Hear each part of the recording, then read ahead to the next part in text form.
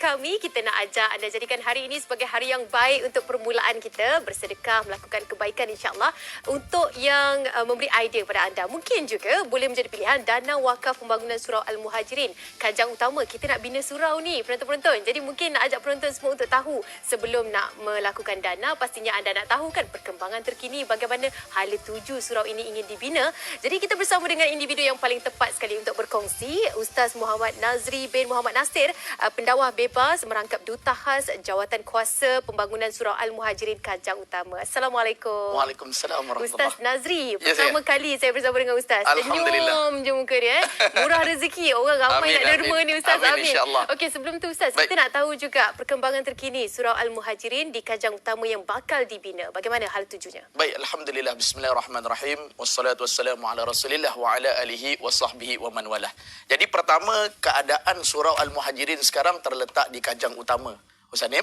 Ya. Dan surau ini pun sudah ada, cuma kita dalam pemprosesan untuk memperbesarkan lagi. Masya-Allah. Sekarang kapasitinya lebih kurang dalam 2,000 hingga 2,200 jemaah boleh menampung. Masya-Allah. Tetapi disebabkan banyak sangat orang kata residensi perumahan naik, kita nak upgrade untuk jadi lebih besar kapasitinya, dan alhamdulillah inilah tujuan kita untuk datang di sini untuk memberi pencerahan kepada penonton. Betul. Sebaiknya untuk kita pungutan dana dan kita buka peluang wakaf ni insya-Allah. Ya, insya-Allah. Tapaknya dah ada kabarnya ya. Tapak Kawasan dah ada, alhamdulillah. cuma kita nak perbesarkan supaya dapat meliputi kapasiti di kawasan itu. Jadi berapa banyak lagi dana yang diperlukan untuk memastikan perjalanan surau ini dapat dibina dengan baik? Baik, alhamdulillah. Sidang penonton yang dirahmati oleh Allah Subhanahu Wa Taala, sekarang ni kita target dalam 10 juta, RM 10 juta.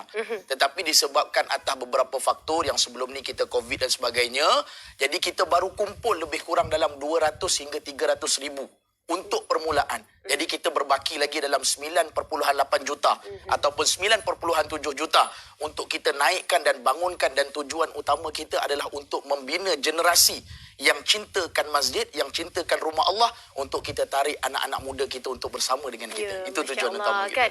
Kalau di lokasi Kajang Utama ni, tadi lebih kepada Kajang 2 katanya Kajang Ustaz. 2, berdekatan. Berdekatan. Jadi kalau anda mungkin berada di sekitar kawasan, terutama sekali di kawasan Selangor ataupun KL ni lah kan, senang je nak tinjau. Senang sangat. Kalau kita dah derma hari ni 1 juta ke, anda nak derma mana tahu kan, boleh tengok kawasan itu, dekat dengan kawasannya. Jadi dalam banyak-banyak sedekah yang kita berikan kan, pelbagai cabang lah kita nak bagi wakaf. Betul. Air ada, kita bagi surau ada. Betul. Jadi apa nikmatnya di sebalik sedekah untuk konsepnya di surau ni? Baik, Allah Subhanahu Wa Taala sebut di dalam Al-Quran, wa anfiqu mimma razaqnakum min qabli ay ya'tiya ahadakumul maut fayaqula rabbi laula akhartani ila ajalin qarib fa asaddaqa wa akum minas salihin.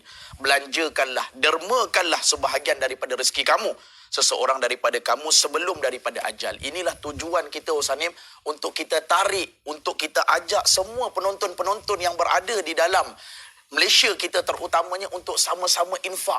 Tak pernah rugi. Allah Ta'ala sebut dalam Quran, apabila kita infakkan harta kita, kita infakkan keuangan kita, kita tidak akan miskin. Satu-satu perniagaan yang betul-betul dijamin oleh Allah, apabila kita wakafkan harta kita, kita infakkan.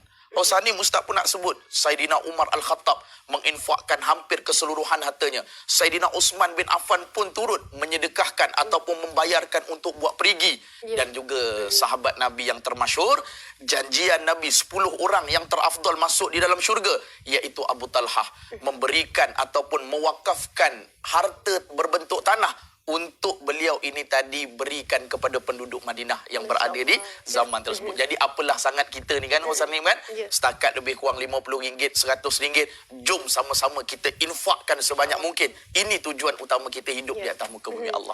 Sebab apa yang kita perlu didikkan kan, mungkin ini adalah sifat yang perlu kita sebarkan kepada anak muda di luar Betul, sana. Husanim. Betul. Kita ada perasaan ingin berkongsi, menderma ni daripada peringkat awal supaya mudah untuk perjalanan kita nanti, insya-Allah, Ustaz betul. kan.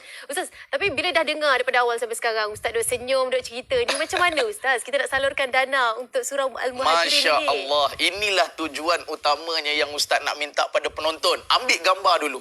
Snap dulu gambar tu, ataupun yang mungkin tengah tengok dekat phone. Sekarang ni screenshot, jangan cerita banyak. Betul. Ambil dulu account number, ataupun nak turun padang sendiri, lagi Ustaz anjurkan. Ya. Untuk maklumat sana, Ustaz sendiri mengajar kuliah di sana. Masya Dan kita Allah. tengok memang perkembangannya sangat-sangat pesat.